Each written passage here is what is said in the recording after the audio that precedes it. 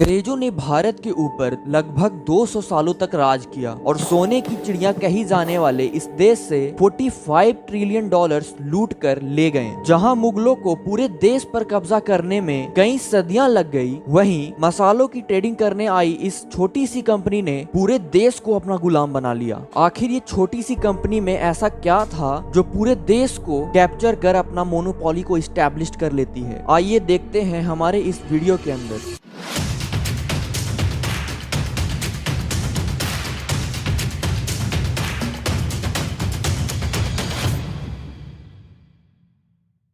हमारी कहानी की शुरुआत होती है 1600 में, जब पूरी दुनिया में मसालों की बहुत ही ज्यादा डिमांड हुआ करती थी और इस मसालों की ट्रेडिंग को डच लोग कंट्रोल किया करते थे। ये लोग मसालों को साउथ ईस्ट एशिया से यूरोप में ट्रांसपोर्ट करते थे और वहाँ महंगे दामों में बेचा करते थे, जिससे ब्रिटेन में इस चीज को लेकर बहुत ही ज्यादा प्रॉब्लम अराइज होने लगी। तब उन्होंने सोचा कि क्यों ना हम ही मसालों की ट्रेडिंग को स्टार्ट कर दें। फिर 125 शेयर होल्डर मिलकर 70,000 पाउंड रेज करते हैं और इस्टेब्लिश करते हैं ईस्ट इंडिया नामक एक कंपनी की, जिसका मेन मोटिव होता है स्पाइसेस की ट्रेडिंग करना। लेकिन ट्रेड करने के लिए उनको क्वीन एलिजाबेथ वन से परमिशन लेनी होती है। फिर ठीक 3 महीने बाद क्वीन एलिजाबेथ उनको परमिशन दे देती है और साथ में एक रॉयल चार्टर भी देती है, जिसमें ये लिखा हुआ होता है कि ये कंपनी ब्रिटेन में इस्टेब्लिश हुई है और इंटरनेशनली ट्रेड कर सकती है। और इस तरह ईस्ट इंडिया कंपनी को ट्रेडिंग करने के लिए क्वीन एलिजाबेथ वन से परमिशन लेनी पड़ती है।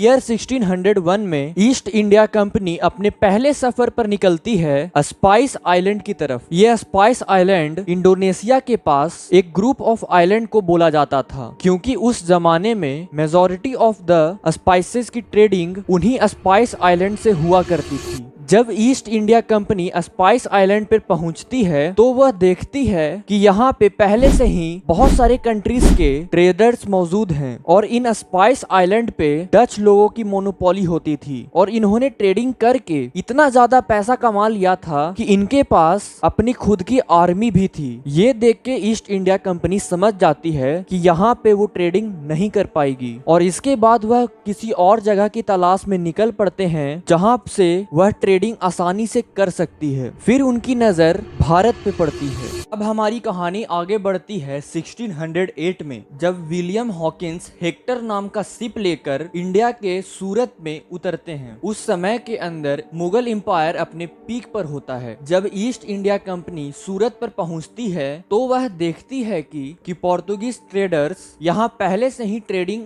स्टार्ट कर चुकी है और पोर्तुगीज और मुगल के बीच उस वक्त बहुत ही ज्यादा बॉन्डिंग होती थी और पोर्तुगीज अपने मन से वहां पर ट्रेडिंग कर रहे थे। तब ईस्ट इंडिया कंपनी के विलियम हॉकिंस जाते हैं मुगल के राजा जहांगीर के पास उनको मनाने, ताकि उनको इंडिया में ट्रेड करने की परमिशन मिल सके। लेकिन लास्ट में आकर जहांगीर उनको मना कर देते हैं। अब 1615 के अंदर east India company king James one से रिक्वेस्ट करती है कि वो उनके तरफ से कोई रिप्रेजेंटेटिव भेजे जो जहांगीर के पास जाकर उनको मना सके ब्रिटिश ईस्ट इंडिया कंपनी को ट्रेडिंग करने के लिए। फिर king James one sir Thomas Roy को रिप्रेजेंटेटिव बनाकर भेजते हैं जहांगीर के पास। लेकिन जहांगीर से मिलने के लिए सर थॉमस रॉय उनके लिए बहुत सारे बड़े बड़े तोहफे ले गए थे और सर थॉमस रॉय उनको ये समझाते हैं कि अगर वो ब्रिटिश ईस्ट इंडिया कंपनी को ट्रेडिंग करने की परमिशन देती है तो उनसे मुगल्स का ही फायदा होगा और ईस्ट इंडिया कंपनी उनको एनुअल पेमेंट भी देगी अपने प्रॉफिट्स में से। फिर ईस्ट इंडिया कंपनी इन बातों को समझकर उनको ट्रेडिंग करने की परमिशन दे देते हैं और साथ ही साथ उनको एक स्पेसिफिक एरिया दिया जाता है ट्रेडिंग करने के लिए, जहां किसी और कंपनी को अलाउड नहीं होता है ट्रेडिंग करने के लिए। परमिशन मिलने के बाद ईस्ट इंडिया कंपनी सोचती है कि वो ट्रेडिंग कहां से स्टार्ट करे। अगर वो लैंड से अगर ट्रेडिंग को स्टार्ट करेगी तो मुगल्स उनको पूरे पोटेंशियल से ट्रेडिंग करने नहीं दे पाएगी। तो ईस्ट इंडिया कंपनी सोचती है कि हम ट्रेडिंग को पोर्ट टाउन से स्टार्ट करेंगे और फिर आने वाले समय के अंदर ईस्ट इंडिया कंपनी बहुत ही तेजी से दूसरे शहरों में अपने फैक्ट्रीज को इस्टेब्लिश करने में सक्सेसफुल होती है, जैसे कि मद्रास, अहमदाबाद, बॉम्बे,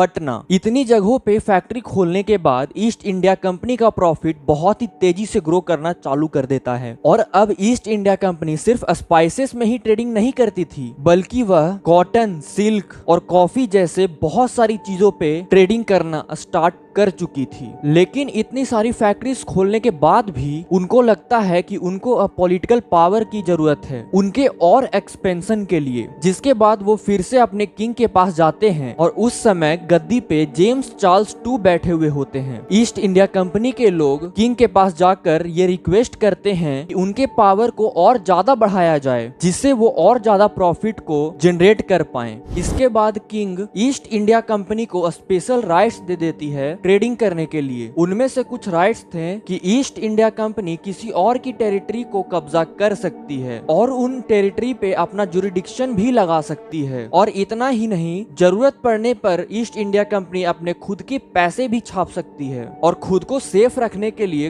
प्राइवेट आर्मी भी बना सकती है। अब हमारी कहानी आगे बढ़ती है 1682 में। उस वक्त ईस्ट इंडिया ट्राई कर रही थी कि वो बंगाल में इंटर कर जाए, इसलिए वो बंगाल के नवाब सहिस्ता खान से परमिशन लेने के लिए जाते हैं। लेकिन बंगाल के नवाब उनको साफ साफ मना कर देते हैं। फिर कुछ सालों बाद जब मुगल एम्पायर के राजा औरंगजेब का देहांत होता है, तब मुगल एम्पायर बहुत ही ज्यादा वीक पड़ जाती है। जब रीजनल पावर मुगल एम्पायर से अलग हो रही होती है, वहीं दूसरे तरफ ईस्ट इंडिया कंपनी अपने प्रॉफिट को ग्रो करने में लगी हुई थी। बल्कि इतना ही नहीं, वो इंग्लैंड से अपनी आर्मी भी बुलाना शुरू कर देती है ताकि उनकी पावर इंडियन सब कॉन्टिनेंट में और ज्यादा बढ़ सके। 1756 के अंदर सिराज उद दौला बंगाल के नए नवाब बनते हैं। पिछले कुछ टाइम से ईस्ट इंडिया कंपनी नवाब के रूल और रेगुलेशन को नहीं मान रहे थे, जिसके चलते नवाब ने बहुत बार ईस्ट इंडिया कंपनी को वार्न किया कि वो रूल और रेगुलेशन के साथ अब ट्रेडिंग को करे। लेकिन उस वक्त ईस्ट इंडिया कंपनी के पास इतना ज्यादा पैसा और पावर हो चुका था कि वो नवाब के बातों पर ध्यान नहीं देते थे, जिसके चलते सिराज एक दिन अपनी आर्मी के 30,000 सोल्जर्स को लेकर ईस्ट इंडिया कंपनी के फैक्ट्री और पोर्ट पर हमला कर देता है। और इतना ही नहीं, बल्कि उस जगह पे जो लोग होते थे उनको बंदी बना लिया जाता था और वो उनको एक छोटी सी जेल में डालता है। और उस छोटी सी जेल में जरूरत से ज्यादा लोग होते हैं, जिसके कारण बहुत सारे लोगों की मौत भी हो जाती है। इस इंसिडेंट को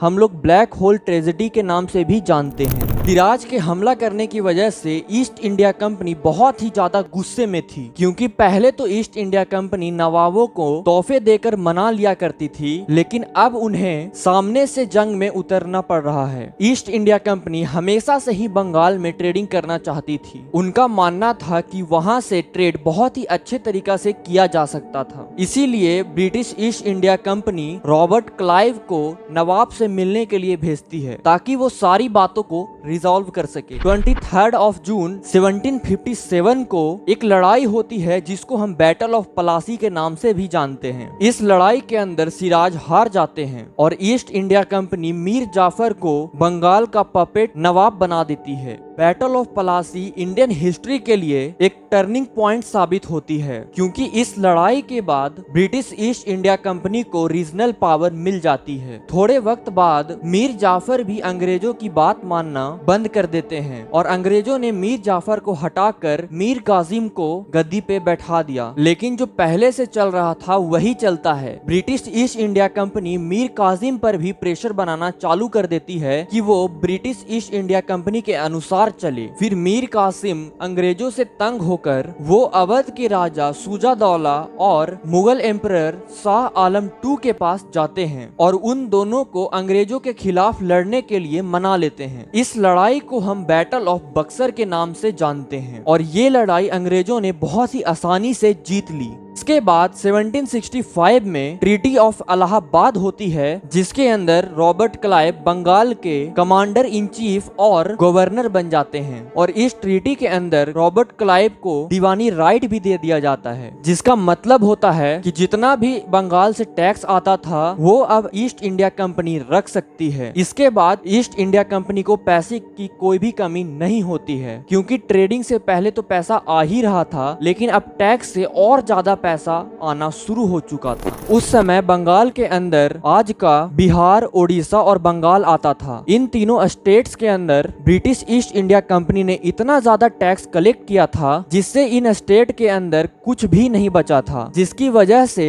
1770 के अंदर भूखमरी आ गई थी और 1 करोड़ से भी ज्यादा लोगों की जान चली गई थी। और टैक्स से कलेक्ट किया हुआ पैसा वो अपने देश ब्रिटेन में ले जाना शुरू कर देती है। 1803 के अंदर ईस्ट इंडिया कंपनी मुगल की कैपिटल दिल्ली पर भी हमला कर देती है और उसको कब्जा लेती है। जब अंग्रेजों ने दिल्ली पर कब्जा कर लिया तो उनके अगेंस्ट में सिर्फ मराठा एम्पायर ही बची थी, जिसके बाद उन्होंने मराठा एम्पायर पे भी हमला कर उसको पूरी तरह से खत्म कर दिया। साल 1818 के अंदर ईस्ट इंडिया कंपनी इंडियन सब कॉन्टिनेंट पर सबसे पावरफुल बन जाती है और इंडिया की 80% पॉपुलेशन इनके अंडर आती थी। बाकी जो छोटी मोटी प्रोविंसेस बच गई थी उनके ऊपर कब्जा करने के लिए इन्होंने एक टेक्निक अपनाई जो कि थी डॉक्ट्रिन ऑफ लैप्स। इसके अकॉर्डिंग अगर कोई राजा के डेथ हो जाती है और उसके गद्दी पे बैठने के लिए कोई वारिस नहीं होता तो वो ऑटोमेटिकली ही लैप्स कर जाएगा और ब्रिटिश ईस्ट इंडिया कंपनी के अंडर में आ जाएगा। ऐसे ही कुछ प्रोविंसेस हैं जैसे कि